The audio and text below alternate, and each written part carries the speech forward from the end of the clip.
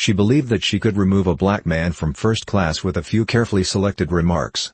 However, his calm demeanor was interrupted when he calmly reached into his pocket and displayed his FBI badge. Patricia Langford's designer carry-on glided effortlessly behind her as she meandered through Dallas-Fort Worth International Airport. She had previously traveled on this route from Dallas to Washington, D.C. on numerous occasions, always traveling in first class. The subdued conversations between professionals, the complimentary champagne, the priority boarding, every aspect of air travel seemed predictable to her. She anticipated exclusivity and comfort. As she approached her row, she noticed a black man in an immaculate navy blue suit already seated beside her, which caused her to stumble. His laptop was open, and his eyes were scanning the screen as if he were examining something significant. He exuded a quiet confidence. Patricia's lips were squeezed together. She placed her designer tote on the ground with an excessive amount of force and sat down, scarcely concealing her dissatisfaction. The first class was not intended to be this way. Daniel Stokes, the individual standing beside her, scarcely acknowledged her. He was absorbed in his task, typing effortlessly and remained focused.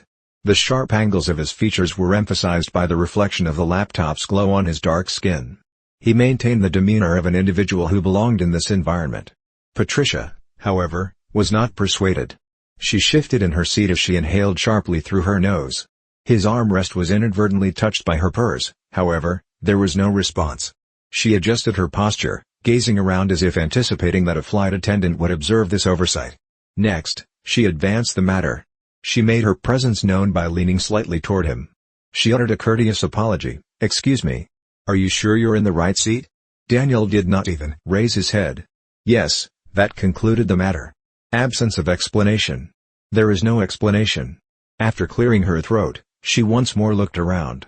Emily Jacobs, a flight attendant in her early 30s, was assisting passengers a few rows in front of her this time. Patricia signaled Emily to approach by gently lifting her hand.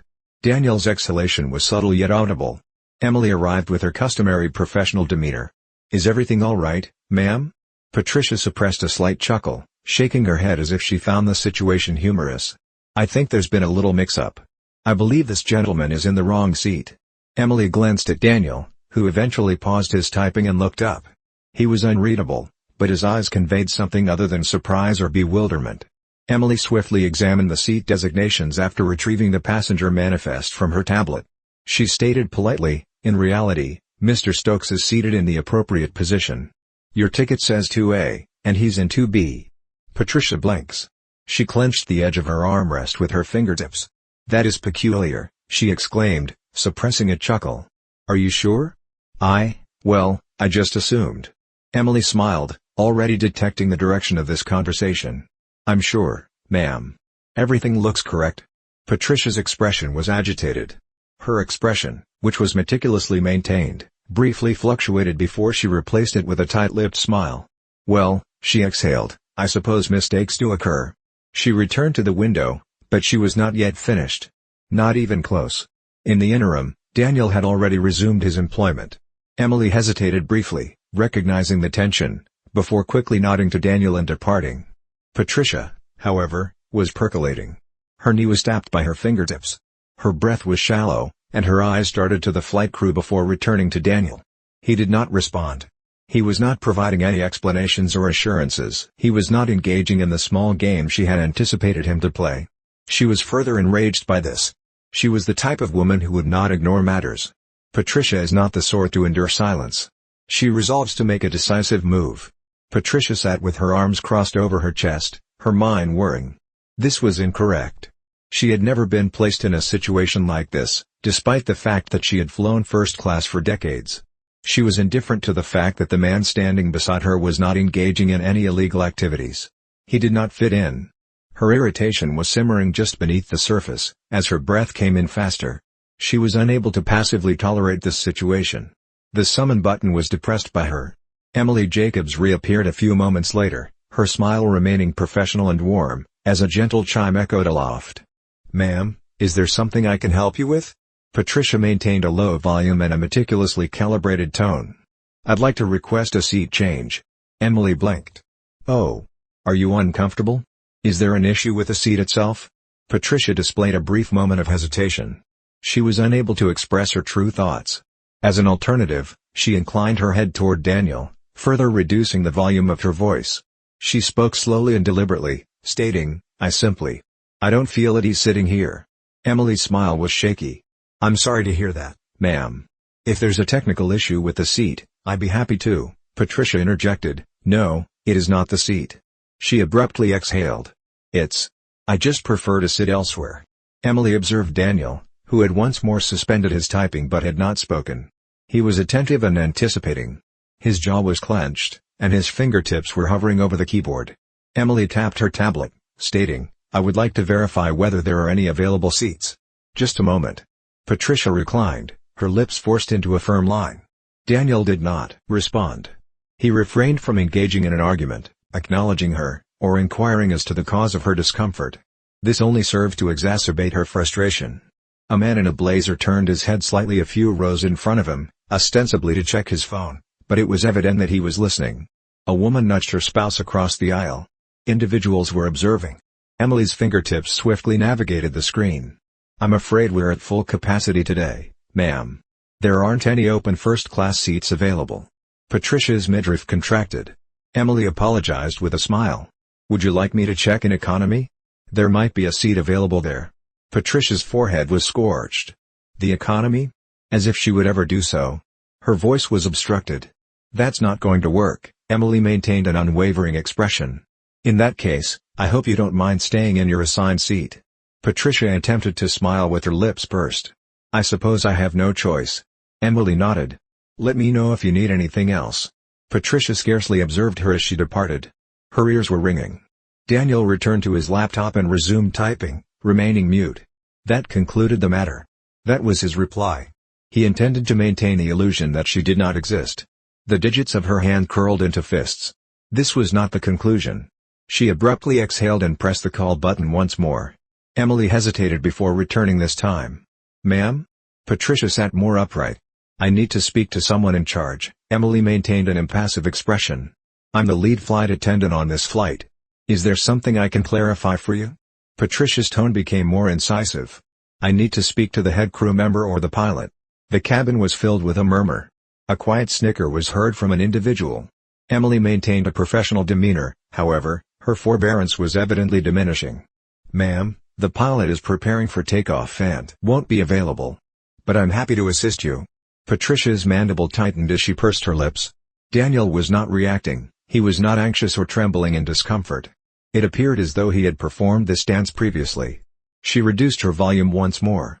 "I don't feel safe." That altered everything. Emily's joy diminished. Her body became rigid. Daniel discontinued his typing. A middle-aged male, who was wearing a Bluetooth earpiece, muttered across the aisle. "Here we go again." Emily resumed her posture. "I'm sorry, ma'am, but can you clarify what you mean?" Patricia's head was slightly tilted as she precisely folded her hands in her lap. "I just don't feel comfortable." She hesitated just long enough to suggest something without explicitly stating it. "I don't want to be difficult, but I think it would be best if someone else took this seat." Daniel shut his laptop. For the first time, Patricia experienced a moment of apprehension as he gazed directly into her eyes. However, Patricia refused to relinquish this matter. And she was now becoming increasingly vocal. The cabin fell into a state of silence, as the weight of Patricia's words hung in the air. "I don't feel safe." The phrase was a source of influence. It was not overly boisterous, but it was unnecessary. It was meticulously selected with the intention of eliciting a response. Emily, who was still standing beside her, did not immediately move. Daniel had now completely closed his laptop, with his palms resting on top of it. Her posture stiffened, and her eyes darted toward him. He was not beaming. He was not glaring. He gazed at Patricia, intently observing her. Patricia maintained her composure. "Not yet." Emily gradually exhaled. "Ma'am," she inquired with caution, "are you implying that you experience anxiety?" Patricia's head inclined slightly, and she gave the slightest shrug. "I'm not saying that. I just don't feel comfortable, that's all." The businessman with the Bluetooth, who was situated across the aisle, scoffed and murmured, "Unbelievable. A young woman seated 3 rows behind me lifted her phone slightly, ostensibly to communicate, but it was evident that she was recording." The heads of a few other passengers turned in Patricia's direction as they murmured among themselves. Patricia observed. The change was palpable to her. She was unwilling to concede, despite the fact that the tide was shifting against her. She persisted, pretending to be courteous. "This is a straightforward request. I'm just asking to be accommodated. If I'm uncomfortable, I should have the right to move seats, shouldn't I?" Emily's mandible contracted. "Ma'am, I already checked, and there are no open first-class seats available." Patricia's lips were squeezed together. "And coach?" Emily hesitated. "There are 2 open seats in economy." Patricia adjusted her posture. "Perfect. He can take one of them." The cabin was filled with a gentle hum of murmurs. Daniel inhaled deeply, his fingertips drumming on the surface of his laptop before remaining stationary. He was neither disputing nor responding, however, he was also not moving. Emily blinking, as if she were reviewing Patricia's words in her mind to ensure that she had understood them accurately. Her voice was now firmer and lower, and she said, "Ma'am, you would like me to transfer this passenger to economy because you prefer not to sit next to him?" Patricia sat up upright and nodded once. "Yes." Emily breathed in through her nostrils. "That won't be happening." Patricia's pupils widened. "Excuse me?" Emily maintained her voice as she folded her palms in front of her. "Mr. Stokes has a first-class ticket, just like you. He is in his assigned seat. I cannot, and will not, ask him to move." Patricia's complexion became red. She was experiencing a loss of control over the situation. Passengers were now gazing intently, some were murmuring, while others were shaking their heads. The young woman with the phone continued to record. Patricia experienced an abdominal contraction. She muttered, "This is absurd. I am simply asking for the same courtesy that would be extended to anyone else who feels uncomfortable."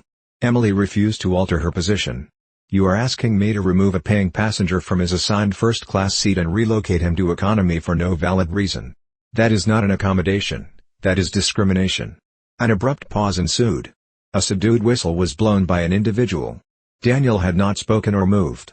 He merely observed Patricia, waiting. Patricia felt her pulse pounding in her ears. This was not the intended outcome. Emily's shoulders were erect. "Ma'am, we are about to taxi. If you cannot remain seated and follow flight crew instructions, I will have to ask you to deplane." Patricia felt her stomach plummet. "What?" Emily maintained a professional yet authoritative demeanor. "You have 2 options, stay in your seat quietly, or you can deplane." "But Mr. Stokes is not moving." Soft clapping was heard from a small number of passengers. Patricia experienced a surge of disgrace in her chest. Things were not intended to operate in this manner. It was not intended for her to be the one to receive admonition. She prepared to dispute, but Daniel intervened by reaching into his pocket first. The moment he flicked open a leather case and held it up, everything changed. Under the cabin lighting, a gold FBI badge shone. The plane's atmosphere fluctuated. Patricia's complete body became rigid.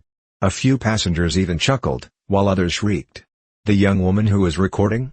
She instantaneously focused. The tone of Daniel's voice was so tranquil that it was nearly impossible to discern.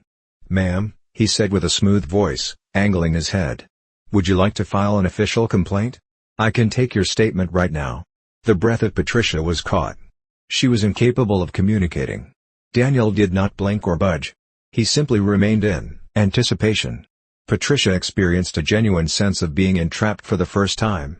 However, Patricia is not merely humiliated, she is about to experience tangible repercussions. The cabin's stillness was oppressive, extending discomfortingly between Patricia and Daniel. The gold emblem of his FBI insignia was immediately identifiable as it gleamed in the overhead lights. It was the sort of thing that you could not unsee, the kind of revelation that transforms the entire room.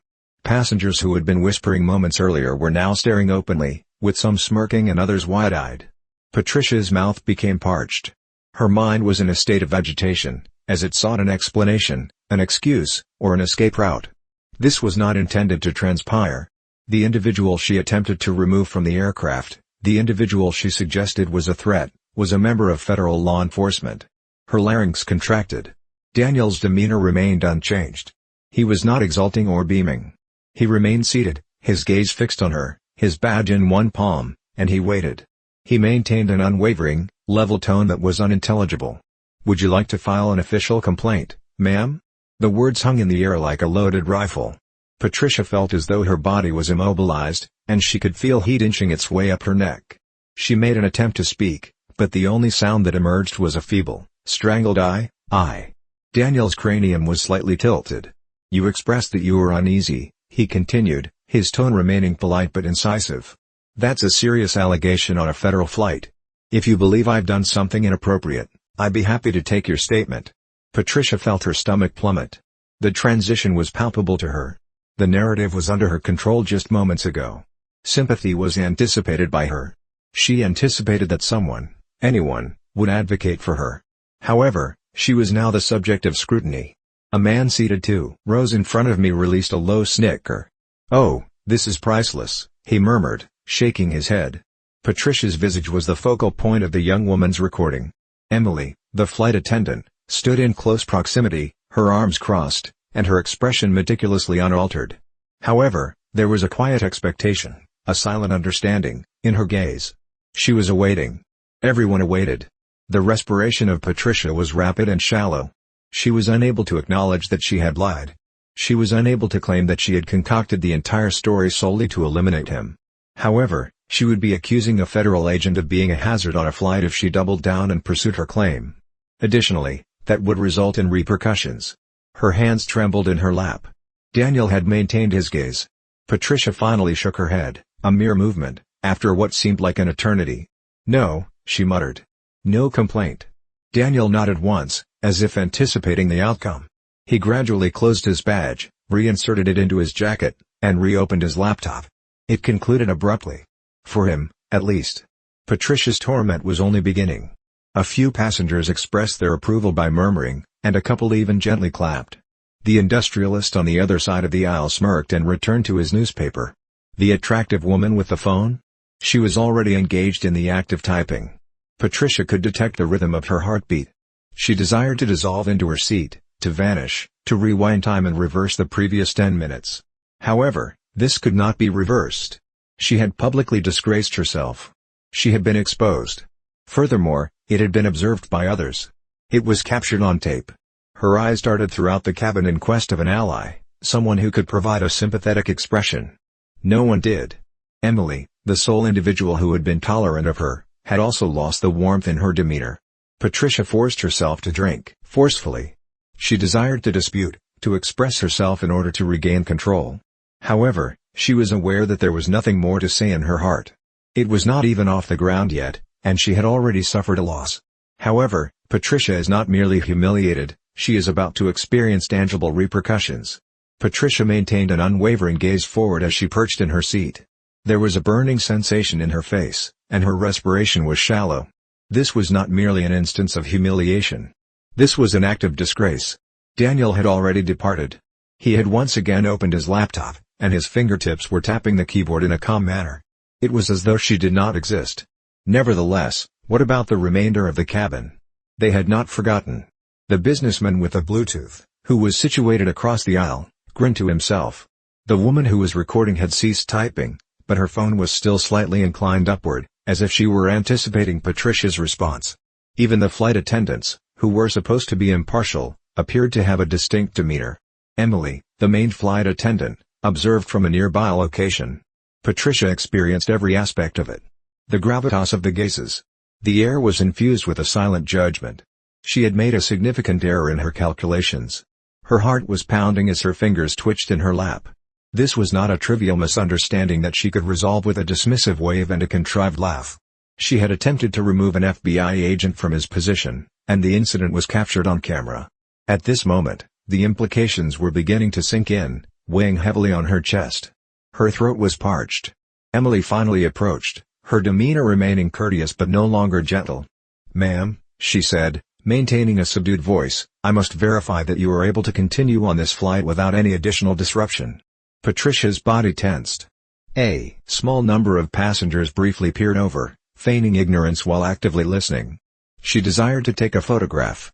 She desired to inquire as to why she was being regarded as the issue, when she had only expressed discomfort. However, Daniel's insignia had a profound impact on the situation. She was currently ensnared. The authority she believed she possessed disappeared. She endeavored to maintain a composed demeanor by constricting her lips. "I'm fine." Emily's gaze persisted. Subsequently, she nodded gradually. "I'm going to hold you to that." After that, she turned and proceeded to stroll away. Patricia's hands were clenched in her lap as she exhaled shakily. It had concluded. At the very least, that was her assessment. The silence was abruptly interrupted by a piercing chime. She glanced up as the young woman with the phone grinned at her screen and tapped twice. Patricia's midriff contracted. She recognized that expression. She had observed it on the features of her own grandchildren when they shared an online item that was intended to be quickly disseminated. Her fingertips contracted around the armrest. She turned slightly, her heart pounding, and stole a glance at the woman's screen. The video had already been uploaded. Patricia experienced a sensation of having one's breath taken away. The caption was straightforward: "Racist woman tries to remove black man from first class." Afterward, she discovers that he is an FBI agent. Patricia's palms became ice cold. She had already lost, despite the fact that the flight had not yet taken off. Furthermore, if it was already accessible online, it was impossible to prevent the subsequent events. She again turned her head forward in an effort to regulate her respiration, hoping to persuade herself that it would not be as detrimental as she had previously believed. It is possible that no one would be interested. It is possible that it would not disseminate. Potentially. The phone vibrated in her pocketbook on 3 separate occasions. Patricia's thorax contracted. She was unwilling to observe. She was averse to learning. However, her hands moved independently, digging into her purse and wrapping their fingers around the device. She extracted it, and her stomach plummeted. She received text messages from acquaintances, family members, and individuals with whom she had not communicated in months. Each query was a variation of the same one: "Patricia, is this you? Just saw the video. Tell me this isn't real. Oh my God, what did you do?" The sound of her heartbeat reverberated in her ears. It was with quivering hands that she opened her browser and selected Twitter. It required less than 1 second. Her name was already experiencing a surge in popularity. The video had been published less than 5 minutes ago, and it had already been viewed more than 20,000 times. And the comments, they were pouring in. Patricia's vision became hazy as she perused the initial few. "Karma is real. This lady really thought she could get away with it. Hope she enjoys the internet roasting she's about to get." The breath of Patricia was caught. Her world was not merely disintegrating, it was on fire. For the first time, Patricia came to the realization that there was no turning back from this. However, the aftermath of the voyage is beyond Patricia's most apprehensive fears. Patricia's knuckles turned white as she clutched her phone with such force. The pounding of her own pulse drowned out the cabin commotion, which faded into the background. She was scarcely capable of respiration. The video continued to gain popularity, with the view tally increasing with each refresh. 30,000 views. 42,000. 61,000. It was not decelerating. She blinking rapidly, her mind frantically searching for an escape, a method to halt this before it was too late. However, it was too late. She continued to read the comments by swiping down. Imagine being this entitled. Lamau. She really thought she was going to get away with it. The FBI part made my whole day. Instant karma. Expose her name. We need to know who she is. Her thorax contracted. She scanned the cabin, as if she were in quest of a method to rewind time. However, she was no longer the subject of attention. It was unnecessary for them to do so. They had observed sufficient evidence. Her entire body was rigid as she moved in her seat. Daniel, who was still standing beside her, had not moved. His laptop keyboard was lightly tapped by his fingertips. He refrained from displaying the video, even if he was cognizant of its existence. He was indifferent. And that, in some way, exacerbated the situation. Patricia's telephone rang once more. She trembled and then turned her gaze downward. Her sister. She hesitated before pressing the decline button with a trembling finger. She was not prepared for that discussion. She was not prepared for any of this. Her world was already collapsing around her, and the plane had scarcely taken off. In an effort to maintain her composure, she exhaled abruptly. She required a strategy, a method to resolve this issue. She could tender an apology. It is possible that this would be beneficial. No, that would only serve to intensify the conflagration. She had the option to disregard it and claim that she had not viewed the video. No, that was significantly worse. Her mind was in a state of tumult, as her thoughts interacted and spiraled out of control. The pilot's voice then emanated from the intercom. "Ladies and gentlemen, we are beginning our descent into Washington, D.C. The local time is 5:43 p.m. Please ensure your seatbelts are fastened as we prepare for landing." Patricia's heart plummeted. Arrival. The pandemonium within the aircraft had consumed her attention to the extent that she had forgotten what lay beyond it. She performed one final refresh of the video. 97,000 views. Her name was on the rise.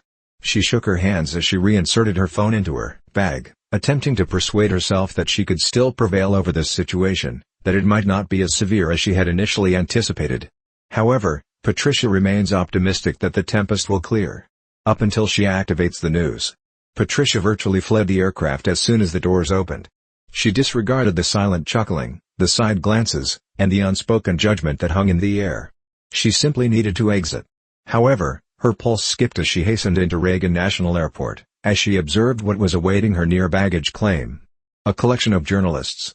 Although it is not yet a substantial throng, it is sufficient. A woman in a navy blazer read from her phone while holding a microphone near her lips, while a cameraman videotaped her.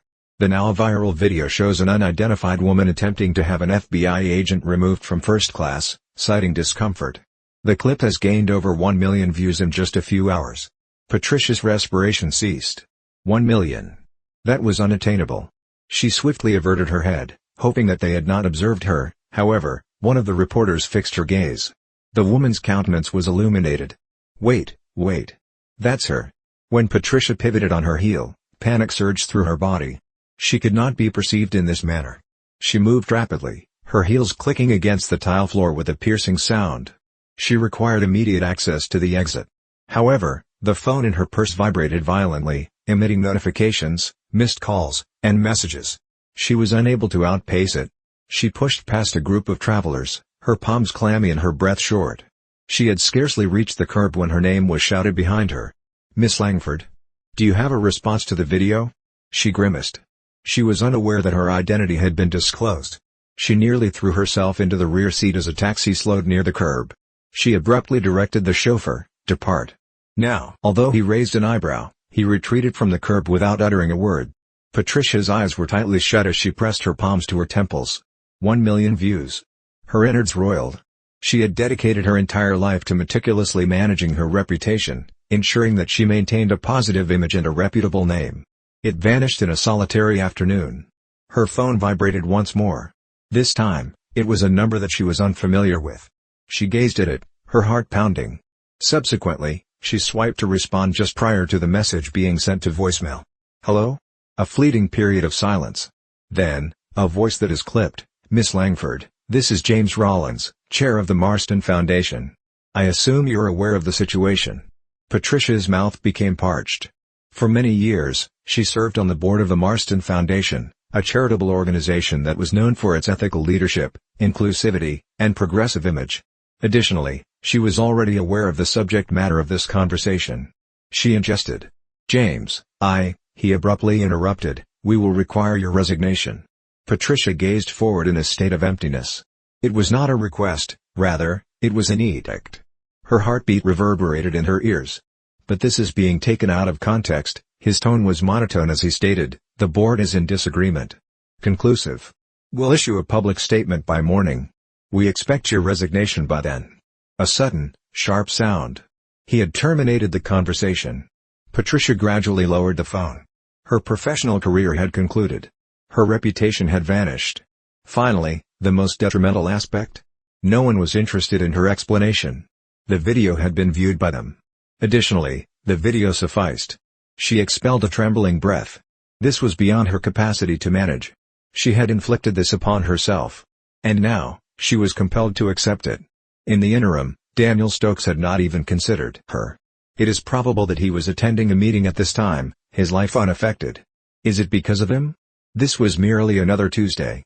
If this narrative provoked your curiosity, be sure to subscribe for additional captivating real-world scenarios.